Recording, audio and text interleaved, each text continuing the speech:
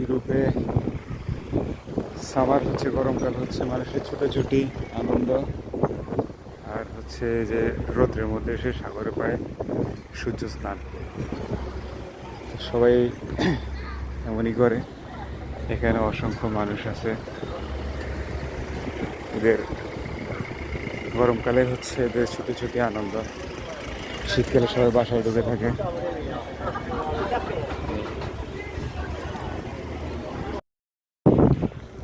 ইউরোপে সামার হচ্ছে, গরমকাল হচ্ছে মানুষের ছুটোছুটি আনন্দ, আর হচ্ছে যে রৌদ্রের মধ্যে এসে সাগরে পায় সূর্য স্নান। সবাই এমনই করে। এখানে অসংখ্য মানুষ আছে। এদের গরমকালে হচ্ছে এদের ছুটি আনন্দ, শীতকালে সবাই বাসায় ঢুকে থাকে।